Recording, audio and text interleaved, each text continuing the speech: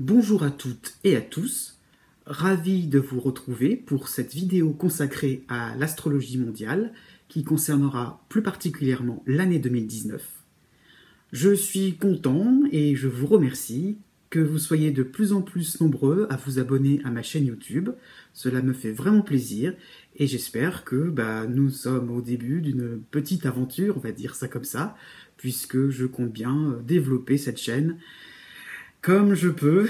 Et ça a été un petit peu difficile ces derniers mois, mais je vous expliquerai encore la petite attente encore à faire de votre côté à la fin de cette vidéo.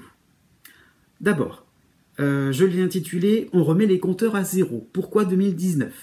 C'est parce que je trouve qu'il y a donc un moment important, un moment vraiment carrefour pour cette année 2019. J'ai déterminé une date théorique, vous allez savoir pourquoi.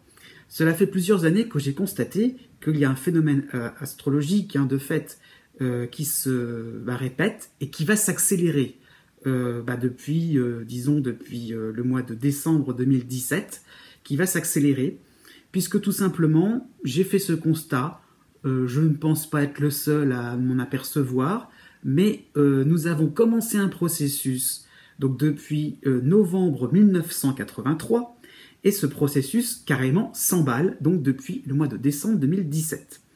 Donc oui, je n'ai pas précisé, mais à l'heure et au jour où je fais cette vidéo, donc nous sommes le 5 février 2018.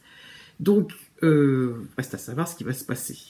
En même temps, je continue ma deuxième parenthèse, mon petit oubli, c'est que je ne pense pas que nous ayons des événements extrêmement dramatiques ou extrêmement revitalisants. Je pense que tout simplement, remettre les compteurs à zéro, cela voudra dire passer à autre chose, vraiment rentrer dans le 21e siècle, pourquoi pas préparer le 22e siècle, mais ça ne traduira qu'un basculement vers quelque chose de nouveau, une autre mentalité, que nous avons donc, dont le processus s'est engagé depuis 1983. Donc, pourquoi donc 1983 ? Eh bien, je vais vous montrer les différentes étapes. En fait, je pars du principe que depuis 1983, les planètes sont passées à leur domicile. Et c'est extrêmement important. Je vais faire un rappel. Quand une planète passe dans son domicile, cela veut dire que son influence est extrêmement forte. La planète se sent à l'aise. Elle est en fait totalement en excès, elle se sent vraiment en pleine confiance, elle développe tous les avantages et les inconvénients de sa fonction, si vous voulez. Donc, nous avons donc eu en 1983, donc de novembre 1983 à novembre 1995, l'entrée de Pluton en Scorpion. C'était loin d'être anodin. Donc, nous avons donc connu des années où on avait envie, donc Pluton est quand même assez proche de nos instincts profonds, donc au niveau social, au niveau d'une société, au niveau de plein de choses, de différents peuples, différentes ethnies. Donc on avait envie, c'est quelque chose d'assez général, on avait envie de s'exprimer cash, clairement, donc de casser les codes. Donc c'est ça qui a été marqué par ces années-là, c'est une envie de casser quelque chose, des traditions, de casser vraiment avec l'image qu'on pouvait avoir de la bienséance, quelque part, de tout ce qui pouvait être un petit peu dépassé, dans le sens désuet, démodé. Donc on avait envie un petit peu, donc après ça relie avec d'autres planètes, parce que je parle de choses aussi qui peuvent être justes, mais qui ne sont pas uniquement du fait de Pluton en Scorpion. Mais quand même, ça a été un moment important, on avait envie de libérer la parole, de se lâcher, donc au niveau sexualité, c'est bien pour ça que donc, souvent on pense à la corrélation qu'il y a pu avoir avec la problématique du sida, donc c'est assez à mon avis flagrant et évocateur, donc de tout ce qui pouvait être tabou, devient vraiment, même par rapport à si vous regardez des films de cette époque-là, vous allez vous apercevoir qu'on parle facilement sexualité, on dit des gros mots, on est très vulgaire, on a envie vraiment de se lâcher. Et c'est là que c'est intéressant, c'est qu'on casse quelque chose dont, à mon avis, on ne pourra pas revenir en arrière. C'est, à mon avis, par rapport aussi à la violence, par rapport aussi à des actes brutaux, oui, les instincts, ça peut être ça aussi. Je pense qu'il va falloir aussi s'adapter à ce genre d'attitude. Les gens peuvent s'agresser facilement, peuvent s'envoyer des mots dans tous les sens. D'ailleurs, on a encore ce genre de principe, s'apercevoir qu'on peut s'insulter par Internet. Donc, c'est à mon avis quelque chose qui remonte à cette époque-là, où la politesse, le respect, finalement, passer un peu à côté. Il fallait vraiment se montrer soi-même, trash, unique en son genre. Pour ça qu'il y avait pas mal de modes qui montraient pas mal d'originalité, pas mal de côté kitsch. Hein, c'est très typique au Scorpion. Donc on avait vraiment envie donc de se montrer tel quel, sans phare. Aussi, on parle aussi de réussite économique aussi par rapport à ça, de faillite économique, donc des moments assez carrés, tranchés, donc pourquoi pas des sociétés qui fonctionnaient à l'ancienne, qui ont complètement disparu, au contraire des énormes réussites. Pourquoi pas penser à tout ce qui pouvait être l'informatique, les débuts de pas mal de création des PC, enfin, c'était pas mal de choses aussi à ce niveau-là. Pourquoi pas aussi par rapport à l'agroalimentaire. Donc voilà, ça peut être des moments, ça a été des moments, à mon avis, très importants aussi sur un plan économique. Donc on a repris les choses d'une nouvelle façon et on a donc cassé un système économique pour en partir sur autre chose. Mais cette autre chose, c'est pas encore bien défini. On est d'accord, on a commencé le processus, jusqu'à 1995. Bon, Pluton est passé après dans le signe du Sagittaire. Et ainsi de suite, il est maintenant dans le Capricorne.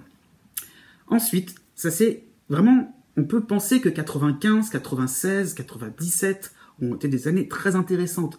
Est-ce que vraiment pour vous, si vous habitez dans un autre pays que la France, est-ce que pour vous ça a correspondu à quelque chose, à un des événements typiques ces années-là?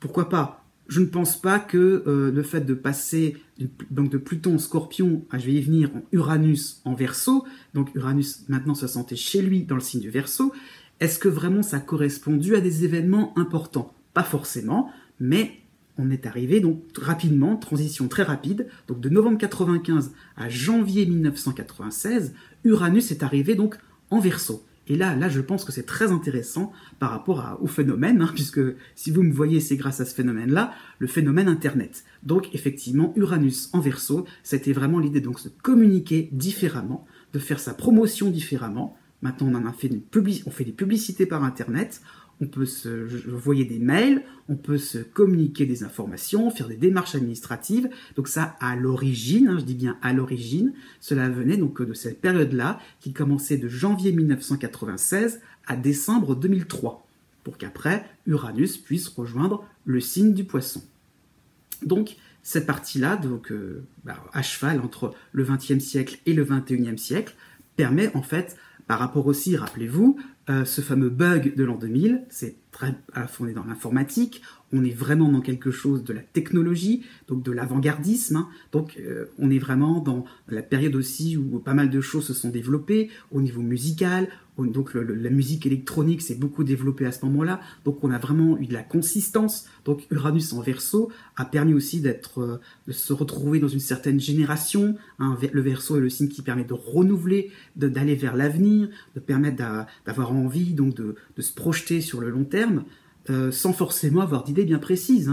Et donc, c'était des périodes où on avait donc voulu innover, essayer donc des nouvelles choses par rapport à une communauté. Donc, petit à petit, d'ailleurs, quand on arrive en 2003, on se rapproche petit à petit de cette idée de réseaux sociaux, donc de pouvoir se reconnaître de manière plus moderne à travers un groupe, donc des amis, on parle de amis, donc c'est bien ça un petit peu l'idée donc d'Uranus en Verseau, c'est de ne plus s'isoler, donc de ne plus rester dans son coin. La technologie peut vous aider à recréer un lien social différent. Donc c'est vrai que ça a été vu d'une certaine manière à l'époque, d'une certaine manière comme quelque chose d'un peu superficiel, quelque chose qui, oui j'allais dire superflu aussi, accessoire, alors que peut-être que finalement, même aussi au niveau donc des rencontres amoureuses, avant, à cette époque-là, peut-être que les choses sont devenues un peu plus banales, mais rencontrer quelqu'un par Internet, faire une rencontre par Internet, c'était quand même quelque chose qui était de l'ordre de l'amusement. Donc, c'était pas forcément pour rencontrer l'âme sœur. Les gens, d'autres personnes ont prouvé le contraire, mais je veux dire qu'on est encore à mon idée donc d'initier quelque chose. On a commencé quelque chose. Ok, donc, et puis, voilà, depuis ce mois de décembre 2003, pas grand-chose a évolué. Or, quand même, nous avons donc, et là on commence à se rapprocher de notre date de 2017, donc l'entrée donc de Neptune en Poisson, donc qui est toujours dans le signe du Poisson, mais qui est rentré depuis avril 2011. Donc avril 2011, traduire quoi? Tout simplement, donc ce Neptune en Poisson, quand même, est lié à quelque chose de tout ce qui est assez spirituel. Donc tout ce qui peut être, comment dire, bon alors, moi je trouve que c'est un rapport direct avec Pluton en Poisson au 19e siècle. Hein. Donc c'était l'époque du romantisme, qui était là déjà, mais qui s'est vraiment développé. C'est en France le moment où on pensait vraiment, et on l'a réellement fait officiellement, de l'abolition de l'esclavage. C'était des grands mouvements de grève ouvriers, donc par rapport à on essayait d'avancer. C'était par la suite, quand Neptune est arrivé vraiment dans le signe du Poisson, donc les évolutions des idées politiques au niveau communisme, au niveau socialisme, à Marx. Donc on a quand même eu des envies d'être une humanité, une et indivisible, j'ai envie de dire, qui donc n'était pas du tout séparée. C'était un grand groupe fusionnel, donc uni, qui avait besoin donc de chaleur humaine par rapport à toute la dureté qu'il pouvait y avoir entre les luttes des classes sociales. Hein. Donc c'est un peu ça, ce contexte. Donc à remettre maintenant dans le XXIe siècle, ce serait plutôt l'idée donc de communauté, peut-être un peu plus religieuse, peut-être un peu plus spirituelle, donc une avancée, pourquoi pas rejoindre un peu l'idée d'une seule et même religion, quelque chose qui pourrait nous réunir à travers nos différentes cultures. Donc c'est ça un petit peu qui est lancé. Par contre, Neptune en Poisson, c'est quand même pas mal de désillusions. C'est pas mal aussi donc de gourou, hein, j'ai envie de dire, dans le sens qu'on peut interpréter dans le sens premier, hein, gourou qui peut être un guide spirituel, mais attention avec attention de ne pas se laisser guider par n'importe qui. Donc c'est un peu ça l'idée, c'est que Neptune en Poisson nous pousse de plus en plus à se laisser appeler à des tendances un petit peu trop limite, peu vérifiables.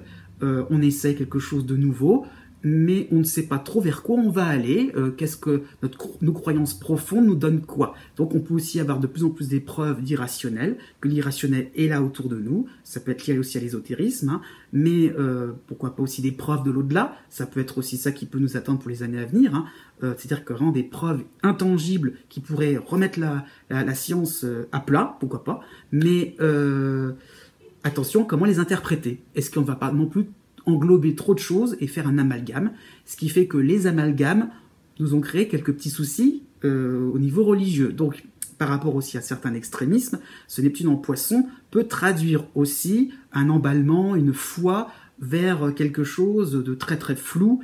Et donc, à mon avis, c'est quand même lié à autre chose, hein, mais par rapport à les événements qui se sont passés en France et en Europe, hein, mais je veux dire par là que il y a quand même un fond vrai ou pas, est-ce qu'il est réel ce fond, hein, donc de bien-être, de spirituel, donc de pouvoir réaliser une utopie, hein, quelque chose un petit peu idéalisé pour le bonheur des uns et des autres. Hein, donc qu'est-ce qu'on ne ferait pas pour le bien, entre guillemets, le bien des uns et des autres. Donc c'est là, ça pousse cette réflexion. Donc là, nous sommes encore dans cette influence. Hein. Et donc là, c'est pas fini, loin de là. Donc nous avons donc maintenant l'entrée donc de Saturne en Capricorne, chez lui. Donc depuis le mois de décembre 2017. Et là, d'un seul coup, on a l'impression qu'il n'y a plus que ça. Eh ben non, il y a tout le reste des planètes. Donc, de décembre 2017, Saturne entre en Capricorne. Saturne, c'est la rigueur, c'est strict. Bon, il y a d'autres planètes en Capricorne, enfin, il y a une autre planète en Capricorne, je veux dire. Donc Pluton, bon, elle ne rejoint pas encore vraiment Pluton en ce moment, donc au mois de février 2018, hein, l'heure et jour où je fais cette vidéo. Hein. Donc, Saturne en Capricorne apporte de la rigueur, un certain rationalisme, hein, quand même. Hein. On vérifie ce qu'on fait. C'est bien par rapport à Neptune, parce qu'autant avec Neptune, on est dans les envolées, Saturne aura quand même un côté bien réel, les pieds sur terre, donc on aura envie un petit peu de contrôler des choses, de vérifier, le pragmatisme sera vraiment de mise, et on sera, à mon avis, un peu plus, méfiant par rapport à toutes les bonnes nouvelles ou toutes les catastrophes qu'on peut nous annoncer. On sera une société un peu plus prudente, un peu plus oui, qui prendra un peu plus de recul, qui voudra vérifier les informations. Le côté un peu fake news qu'on va un petit peu éviter de plus en plus, ça sera un moment intéressant puisque on peut avoir un avis pour l'année 2018, hein, avoir de plus en plus des envies comme ça, donc de chercher une information juste, correcte, mesurée, prudente, qui n'annonce rien de... On va être un petit peu dans l'intellect et beaucoup moins dans l'affect. Donc, ça va être ça, à mon avis. Donc, aussi, attention à tout ce qui peut être censure, parce qu'on peut, sous prétexte que, de ne pas dire n'importe quoi, un peu trop museler les choses. Saturne, c'est pas forcément quelque chose d'agréable, hein. Il peut être à l'origine de frustration, donc on peut s'attendre aussi à certaines difficultés pour la presse, difficultés aussi au niveau des médias, à s'exprimer clairement. Aussi tout ce qui est artistique, hein, ça peut être ça aussi. On reste dans des canons bien précis, bien carrés, bien stéréotypés. Donc peut-être pas trop pour les temps qui vont courir là, peut-être pas trop donc de risques au niveau artistique. Pourquoi pas, un courant peut se créer, hein. On n'est pas trop dans l'événementiel, ça peut se créer, mais ça n'aura peut-être pas autant de succès que le succès escompté. Bah, tout simplement, qu'est-ce qui va se passer en 2019 ? Eh bien, Jupiter va passer en Sagittaire, et Jupiter va se retrouver chez lui en 2019. Eh ben oui. Donc, novembre 2018 exactement, donc Jupiter va passer du Scorpion au Sagittaire. Donc, il était déjà aussi, je précise, il y a quand même deux domiciles, hein. Il y a le domicile aussi des Poissons, hein, parce que il y a Neptune et Jupiter pour le Poisson, donc comme deux planètes qui maîtrisent, hein, dont maîtrise ce signe, hein. Donc nous avons donc Jupiter en Poisson qui était rentré donc en 2010. Donc 2010-2011, vous voyez, c'est à peu près les mêmes années. Donc bon, le Poisson finalement était assez valorisé. Donc vous avez donc Jupiter en Sagittaire. Donc là, bien-être, l'idée pourquoi pas d'optimiser des choses, donc de renouveler, donc d'avoir envie de se... Oui, Jupiter, c'est un petit peu le bien-être, sortir un petit peu du lot, hein, par rapport à ce Saturne, hein, qui lui pousse à la rigueur, à des choses un petit peu strictes, un peu plus conventionnelles, hein, une autre convention, hein, pourquoi pas, une éthique avec Saturne en Capricorne, hein, une éthique, quelque chose de sérieux, de vérifiable, hein, de contrôlable. Et donc Jupiter en Sagittaire va être un petit peu plus l'amuseur, hein, va être un peu plus, disons... amusant, oui, superficiel, j'allais dire, peut-être pas, mais on aura envie un petit peu de légèreté, donc tout en restant dans un objectif. Attention, hein, c'est pas forcément... C'est un peu la récréation, on va dire, hein. Donc, récréation, au sens aussi, après on va redémarrer sur des choses, sur du travail un peu plus sérieux. Donc, c'est peut-être là aussi que 2019 va s'enclencher, c'est que les choses vont un petit peu s'accélérer. Jupiter sera dans un signe de feu, donc il y aura quand même une activité, un petit peu, donc montrer des points, voilà, par rapport à des différences culturelles, des différences de gouvernement, politique, au niveau politique, ça peut être aussi ça, chacun va montrer un petit peu, ça sera un petit peu fier de lui, et on aura envie un petit peu donc de montrer sa différence, de montrer sa spécialité, là où on est bon, là où on a ses points forts, ses qualités, enfin, il y aura un petit peu un côté, je suis là, vous m'avez bien vu. Donc, bon, pourquoi pas. Alors, donc, ce qui va être assez intéressant, c'est qu'il reste les autres planètes, donc plus rapides, hein, dites plus rapides. Et là, c'est assez amusant parce qu'en 2019, on va les retrouver dans leur automatiquement. Hein, je vais vous expliquer après. On va les retrouver automatiquement dans leur signe de domicile. Mais ce qui est intéressant, c'est qu'on a même Mars qui va passer par les deux domiciles dans la même année. Donc Mars est à la fois dans le signe Bélier, donc il rentrera en janvier 2019. Donc là aussi.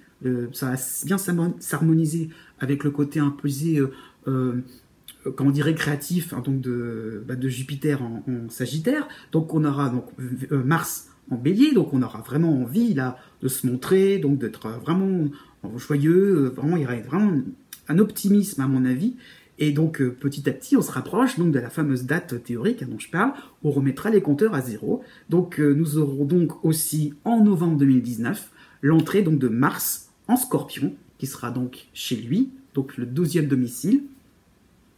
Et là, ça sera donc un peu plus période donc de transition, je pense, vers ce fameux compte à rebours, un côté un peu angoissant, un petit peu voilà, remuant. Là, qu'est-ce qui peut se passer? Qu'est-ce qui peut-être on verra les choses d'une autre manière parce qu'il y aura peut-être d'autres événements qui vont faire que l'emballement, l'enthousiasme risque de retomber, hein.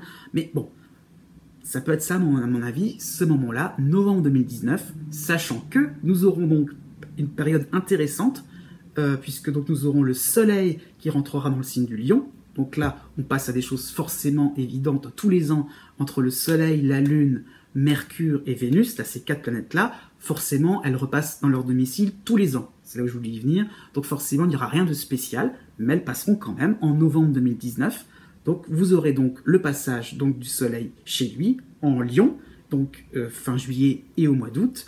Donc ça sera une période à mon avis assez intéressante pour voir aussi donc le lion, hein, le soleil, c'est les moments où peut-être qu'il y aura des difficultés à supporter, donc le lion, mêlé au soleil, ça sera vraiment des moments de fierté, donc de courage, donc de pouvoir avancer droit devant en toute dignité, hein, comme on reconnaît le lion à ce niveau-là. Donc l'honneur, la droiture, tout ça, donc on est vraiment dans l'élément feu, hein, entre Mars en bélier, le soleil en lion, le Jupiter en Sagittaire, donc c'est une année quand même marquée un petit peu aussi par le feu, donc l'honnêteté, la fierté, la droiture, voilà, donc ça va être un moment aussi, on peut se retrouver dans des situations claires, franches, donc s'il y a une espèce de compte à rebours, bon, même si c'est pour moi plutôt le mois de novembre, on peut aussi anticiper, se dire tiens, qu'est-ce qui peut se passer par la suite? Là, il se passe vraiment quelque chose d'important. Les choses vont s'accélérer pour 2019. Hein. Donc, ce compte à rebours dont je parlais depuis 1983, là, ça va vraiment s'emballer. La machine va s'emballer.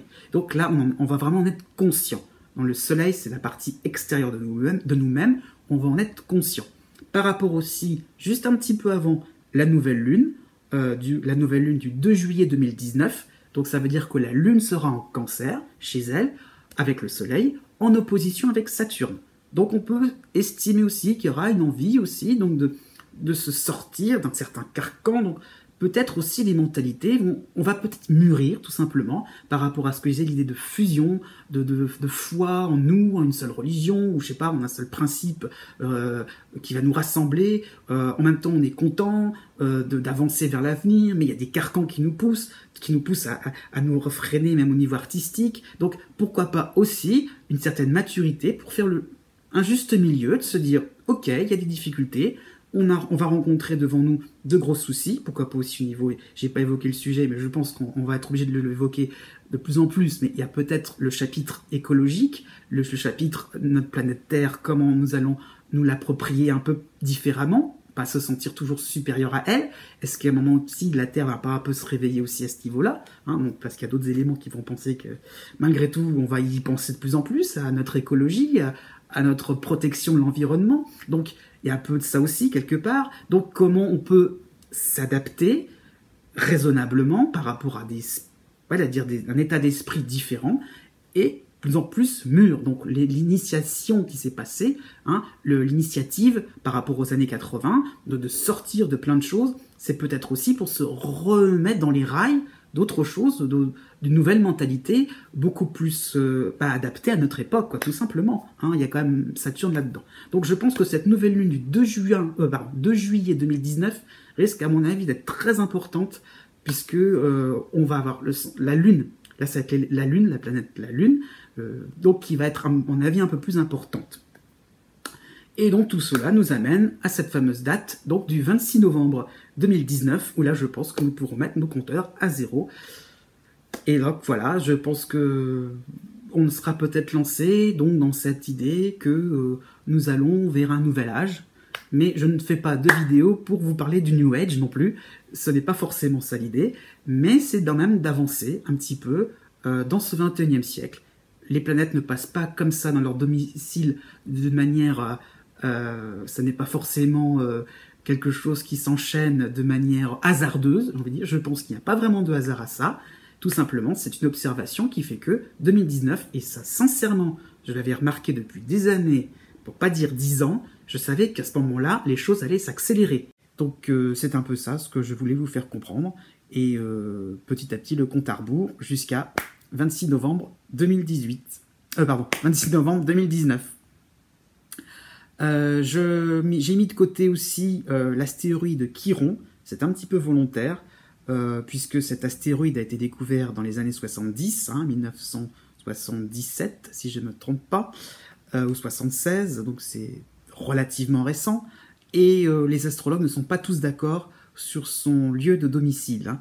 Donc il a été dit que c'était au début dans le signe, qu'il appartenait au signe de la Balance, après que c'était plutôt au signe de la Vierge. Finalement, on pense que comme Chiron correspond à un centaure au niveau de la mythologie, qu'il se pourrait que ça soit lié aussi du Sagittaire.